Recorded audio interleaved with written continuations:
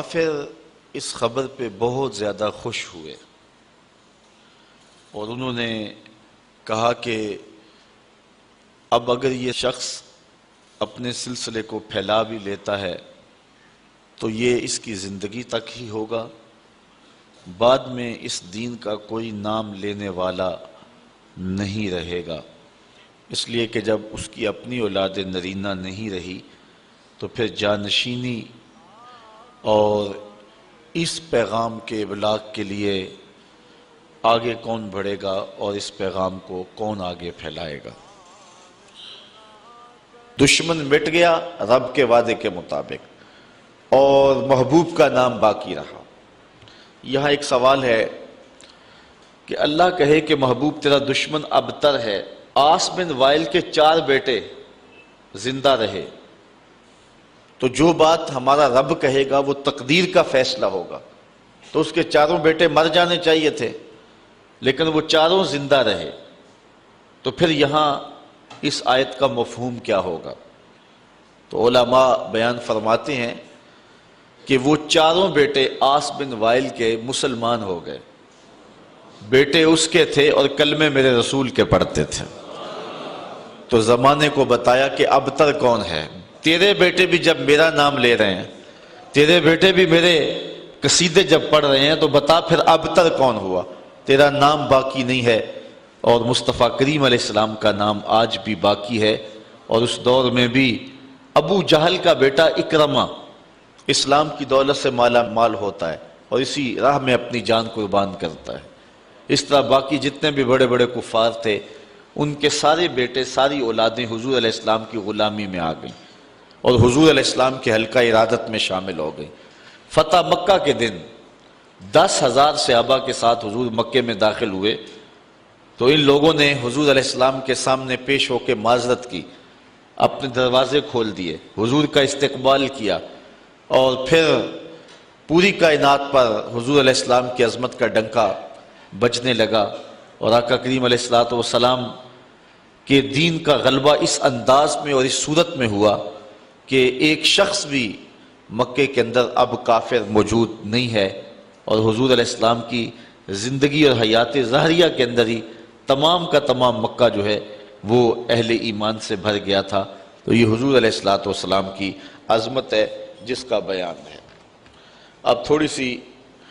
گفتگو اس صورت پر آپ کے گوش گزار کرنا چاہوں گا۔ اللہ تعالیٰ جل شانہ نے ارشاد فرمایا اِنَّا آتَيْنَاكَ الْكَوْثَرَ، بے شک ہم نے آپ کو کوثر عطا کیا۔ یہاں اتینا کے لفظ نہیں ہے، آتینا کے، یعنی اتینا اگر ہوتا تو اس کا معنی ہوتا ہم نے آپ کو کوثر دیا، اور جو چیز دی جائے وہ واپس بھی لے لی جاتی ہے، لازمی نہیں ہے کہ وہ واپس نہ لی جائے، واپس لینا چاہے دینے والا تو وہ لے بھی سکتا ہے، یہ ہے کسی چیز کا دینا، اور یہ اتینا نہیں آتینا ہے، تو اس کا معنی جو ہے عطا کرنا، یعنی یہاں یہ معنی نہیں ہے کہ ہم نے کوثر دیا، بلکہ کوثر دیا اس معنی میں ہے کہ ہم نے آپ کو کوثر دے دیا۔ تو جو چیز دی جائے وہ قابل واپسی بھی ہوتی ہے، اور جو دے دی جائے تو اس فرق کو آپ سمجھتے ہیں کہ پھر وہ واپس نہیں لی جاتی۔ تو اللہ تعالیٰ جل شانہ نے اپنے محبوب کو فرمایا کہ اے محبوب ہم نے تمہیں کوثر دے دیا، ہم نے تمہیں خیر کثیر عطا کر دیا، دے دیا۔ تو اللہ تعالیٰ جل شانہ کی یہ عطا خاص ہے جو محبوب علیہ السلام کو عطا کی گئی۔ دوسرا لفظ ہے کوثر۔ کوثر ہر کثرت کو کہتے ہیں، الخیر الکثیر فی الدنیا والدین، دنیا اور دین کی ہر کثرت کو کوثر کہتے ہیں، وخیرات الآخرہ، اور آخرت کی ہر بھلائی کو کوثر کہتے ہیں، یعنی کوثر کے دامن میں وسعت بہت ساری ہے۔ ہم نے آپ کو کوثر دیا یعنی بہت ساری کثرتیں عطا فرمائیں۔ اس پر علماء نے بہت کچھ لکھا ہے اور اس کے کئی معنی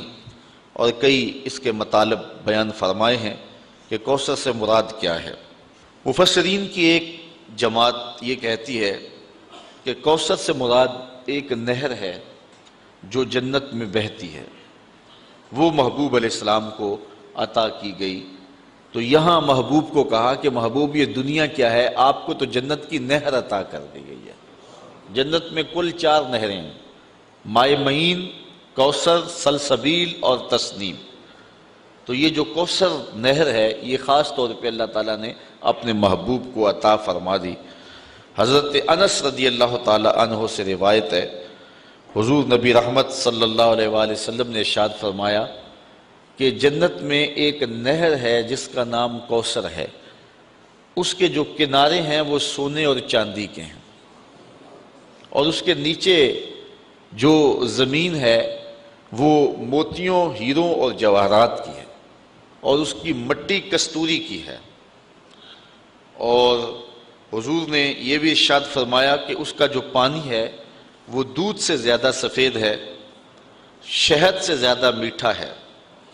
اور برف سے زیادہ شفاف اور ٹھنڈا ہے، اور اس میں بختی اونٹوں کی گردنوں کے برابر گردنیں رکھنے والا